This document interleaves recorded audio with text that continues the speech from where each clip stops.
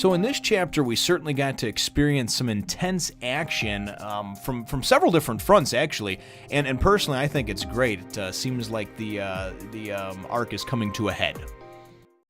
Gourmet number 42, Shadow of Death. And there's so much good shit going on in here. Well, hello, my brothers and sisters of the Nerd Nation. I, as always, am Jim, here to bring you another review on the awesome, the action-packed, the thrill-a-minute tale of Toriko. Our last chapter, of course, saw us with, Coco, appearing, obviously, and kind of lending a hand in the fight. The large mega GT robot, Coco had basically said, listen, you guys go into the mammoth, which we were told that they got to go in through the anus. That was the suggested route. And not my preferential route, but the suggested route, so. And Coco's like, I'll take care of this guy, because you guys aren't at 100%. So that's how the chapter left off. We know, of course, Terry is back by the Devil Athletic, waiting for that GT robot, because he felt, inclined to do so, just because he had led it to his master and everything else. So anyway, this one is great, man. I got to get right into it. The shit just heats up right off the bat.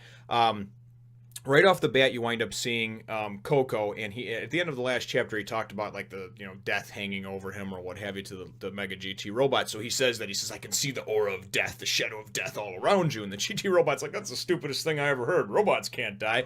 He's like, no, not the robot, the operator. I can see your essence so good because your robot was so well constructed that I can see you, so you're like, okay, well, that's kind of cool. So then it goes back to like, Gourmet Corp headquarters number 6 or whatever, where everybody is controlling these things, Starjun, and that's where, of course, Jojo is, and this guy Gido. Anyway, we wind up seeing this guy Zypher, Zyper, I'm gonna go Zipper, I guess, and he comes out this weird deformed troll looking motherfucker with a tattoo on his face, and he's just like, get Gido out of his thing right now, and he's basically bitching and complaining. He's the one that got smashed, and I guess he can't get back up, so he got taken out of the battle, So he has this conversation with Jojo, and really what it is it's really just highlighting the fact that, number one, Starjun took over one of the other ones, the vice chef, Mr. Badass over there. He took over number 2, and then the number 7 GT robot, that's still the only other one that's still in commission, is actually inside the mammoth already. And that's the one that has like the weird, like Indian sort of looking, tribal looking thing coming out the back of its head. So anyway, so very, very cool stuff. But, I don't know, Zipper's pissed off because Gido stepped on him and he can't get back in the fight. And they explain about how Gido is the only one that is actually qualified to operate the Mega GT robot, mainly because the gravity is different and everything else, and so he's the only one. Obviously, it's more difficult. It's the second most difficult or something like that. So we kind of get that whole dynamic and what's going on, and we see that weird little, like, fucking Frankenstein stitched face looking dude, Jojo. And anyway, so it goes from there, and then as they go and he finds out that Starjun, the vice chef, is commandeered and has taken over one of the other GT robots.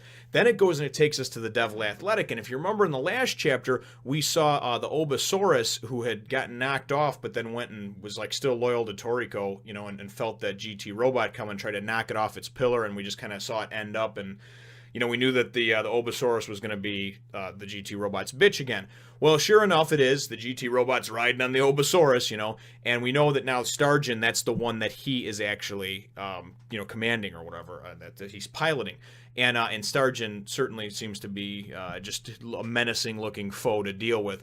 So then we go and we see him kind of getting up and going on his Obasaurus, and then we go and we see, grrr, and you just see Terry standing there like, yeah, you gonna get past me? I don't think so. And for those of you that keep commenting that Terry's female, I've read equally as many comments that say that it's never been actually said what the sex of Terry is. So I'm always going to kind of refer to him, or at least I have been, as just a dude, as a guy, as one of the guys type of thing. And then I even looked up when I was doing originally, before smxwing started writing the descriptions for me, when I was looking up on the wiki, and it doesn't say either on there that I found. So if anybody can present me any evidence otherwise, so be it. I'll start calling it a guy or a girl all the time, but until then I'll just kind of refer to it as whatever I feel like. And Terry is just a badass wolf. So there it is. So Terry goes and he's attacking, he, she, whatever. it is going to attack, obviously, Starjun and this Obasaurus. Then it goes and it takes us back to the battle by the mammoth. And now, if you remember, Coco had said in the last chapter that he had hit the mammoth with some poison, some sedative-like poison, we're assuming, but it's going to take a while for it to take effect. So Coco is going to go toe-to-toe over here with, obviously with this Mega GT robot, and Rin, Komatsu, Toriko, and Sunny are all sitting around talking about, like, how they're going to actually get into the mammoth, And Toriko's like, well, yeah, through the anus, I thought. That's the only way, or that's the easiest way, right? And Sunny's like, oh, no, I just can't do it. I just simply can't do it. If we're going in through the anus, then I'm going home, So, and that's kind of how I feel, so I'm sorry, but I don't care how big the mammoth is. I don't want to go in through anybody's butthole. But that's just me. So so then all of a sudden the mammoth goes and kind of gets a lock on them, and he goes and he starts doing his elephant trunk magical sucking up power. And if you remember before, when he sucked up all those animals into it, he spit out bones later. So he just processed and digested them or something. So there's something not good going on in there. And as they're getting sucked up into there, Coco takes his attention off of the Mega GT robot, and he goes and says, oh man, the shadow of death. So he sees the shadow of death, but he doesn't know who it's for. Rin, Komatsu, Sunny, Toriko. It doesn't really matter, because obviously he doesn't want any one of the four of them to die, but he sees that shadow of death and so he calls his bird in, right, as the GT robot's trying to shoot at him and everything, the Mega one, and he gets on his bird Kiss, and he's trying to go to fly in to help them or whatever. He winds up going and getting nailed, getting fried, because he takes his eyes off the prize, so to speak. He goes and even the GT robot, he's like, you don't ever take your eyes off your opponent. And he nails him with like this just flame fireball explosion type thing, sets him and it looks like the bird on fire.